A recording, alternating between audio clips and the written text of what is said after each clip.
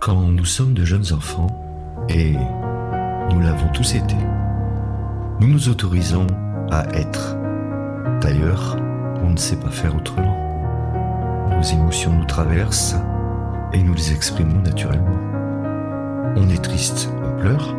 On est en colère, on tape du pied. On n'est pas d'accord, on boude. On est heureux, on rit.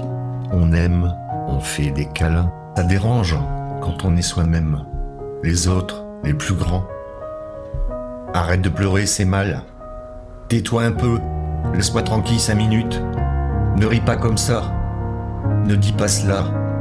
Si tu te mets en colère, je te mets au coin. Et ainsi de suite. Ça fait mal ces remarques, ça blesse, et ça va s'incruster profondément en nous. Quand on est naturel, ça ne plaît pas forcément beaucoup autour de nous. Donc, déduction de l'enfant, être soi-même, c'est mal, ou du moins, c'est mal vu. Quoi ? Quand je suis moi, je me fais disputer, on me fait des reproches, je suis puni, mais alors, on ne m'aime pas. Mais je veux quand même, moi. C'est là qu'on chasse en partie notre naturel et que l'on commence à devenir un autre nous. On modifie nos comportements pour qu'ils soient acceptés et convenables aux yeux des autres. On s'adapte, on se résigne. Parce que l'on veut être aimé. Parce que l'on veut être reconnu. Parce que l'on craint d'être rejeté, mis à l'écart. Et on continue sur cette lancée une bonne partie de notre vie. On enfile des costumes différents, des masques différents, des armures aussi souvent pour se protéger, pour répondre aux attentes en se sacrifiant, se faisant manipuler, manipulant à notre tour.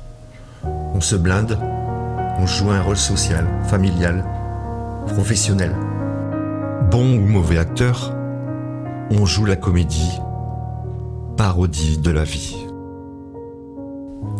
Et puis un jour, un déclic, une claque, on se retrouve avec tous ces déguisements étalés autour de nous et on se demande qui on est réellement.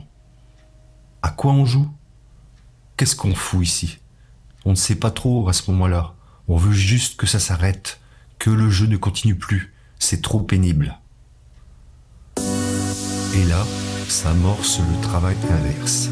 Enlever couche après couche, penser et guérir ses blessures. Déblayer croyance après croyance. On accepte nos émotions, on goule les masques, les faux semblants. On s'apporte du respect et de l'amour. Et on retrouve peu à peu notre liberté d'être qui nous sommes. On s'autorise de nouveau à être, comme des décennies auparavant. Vous savez quoi ? Ça déplaît toujours aux autres, mais arrivé à ce stade-là, on s'en fout.